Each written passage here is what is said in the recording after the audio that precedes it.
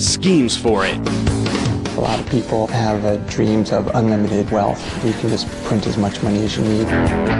To feed the frenzy, the U.S. government is making it. We use tons of paper, tons of ink a day.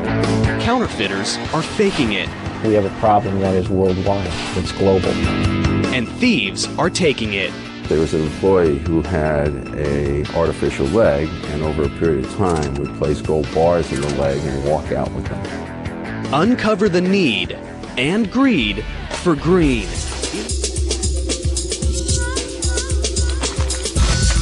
Cash, a big stack of greenbacks. Nothing in the world gets the pulse racing faster. Most of us earn it the hard way, but others have shortcuts. It's a battle between those making it and those faking and taking it. And ground zero in this currency combat is the U.S. Mint and the Bureau of Engraving and Printing.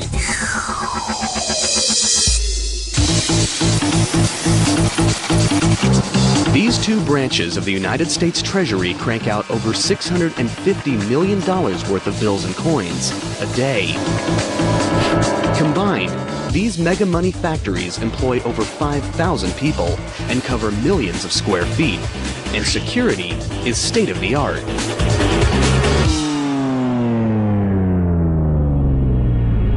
But where there's money, there's trouble. And some just can't resist the temptation to get rich quick. One man dreamed up a scheme so outrageous it would go down as one of the biggest, boldest counterfeiting operations in United States history. His name, Wayne Victor Dennis. His goal, to become a multimillionaire, literally overnight. Now, he's about to reveal his secrets on camera for the first time ever. Well, counterfeiting has always been kind of a dream way in the back of my mind. I think a lot of people have dreams of unlimited wealth, where you can just print as much money as you need. 1991, Wayne Victor Dennis sets his plan in motion. The first step? It takes money to make money. So Dennis empties his savings accounts and borrows whatever he doesn't have to pull together his target budget of $50,000. Next, he contemplates what denomination to counterfeit.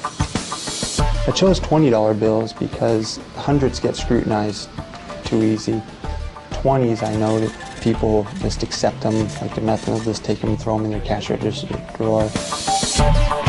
First, Dennis needs a place to print the counterfeit bills. He rents a house from his uncle in South Florida. He soundproofs a secret room, then moves in a 750-pound offset press that he picked up from a printing supply house. It's a machine he knows nothing about, but that's not going to stop him now. What was supposed to be a 2-year vocational school, I taught myself in 2 weeks through experimentation. Dennis now begins the plate making. Using a stationary camera, he photographs 4 brand new $20 bills. It's at this stage when Dennis knows he's crossed the point of no return. Once you start photographing the money and you have negatives, then that's when you start getting nervous, because now there's evidence against you. The next step? He needs paper, but not just any paper. It has to have the distinct weight and texture of money. Unfortunately, the only paper that has no watermarks is standard typing paper. Without paper thick enough to pass as cash, Dennis's counterfeiting scheme could be shut down way before payday. But he's persistent. He comes up with an idea, a chemical solution, his own concoction that builds the paper thickness to 24 pounds, the weight of real currency. Now, what about the ink? I had to figure out some way to get that paper colored green like currency. But the color of money isn't easy. The wrong shade could send him to the slammer.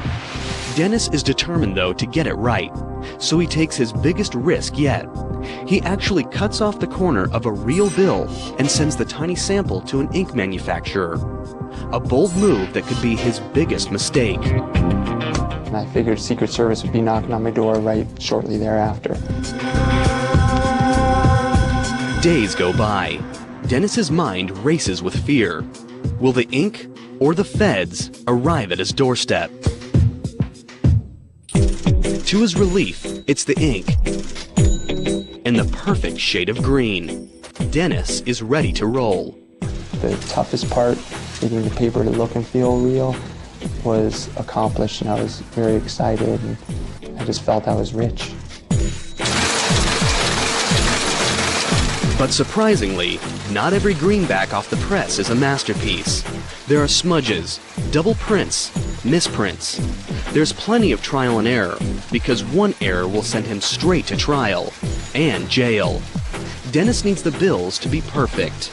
I had probably about $250,000 of wasted counterfeit before it started looking very spendable.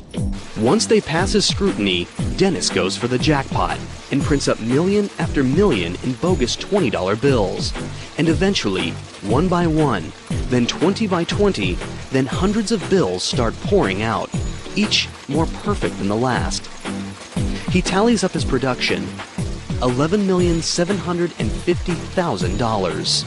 The short answer to what it feels like is to watch $100,000 a minute come out of a printing press is very exciting.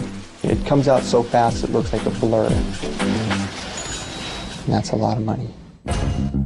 It's the instant rush of becoming an instant millionaire.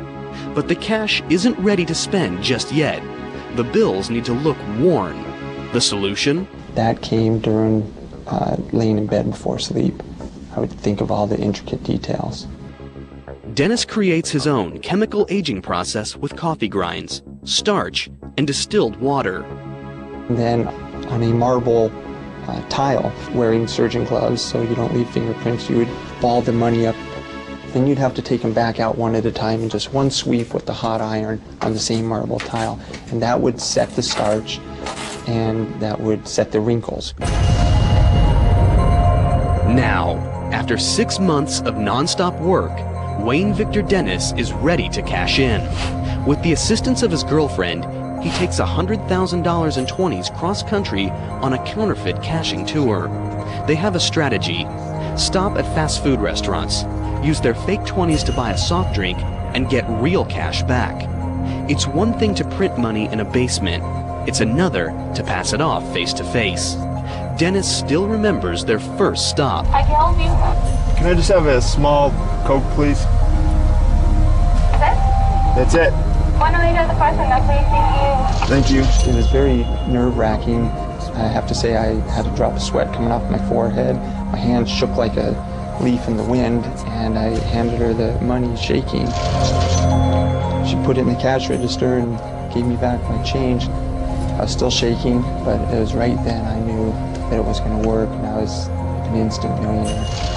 Now I'm $18.88 richer.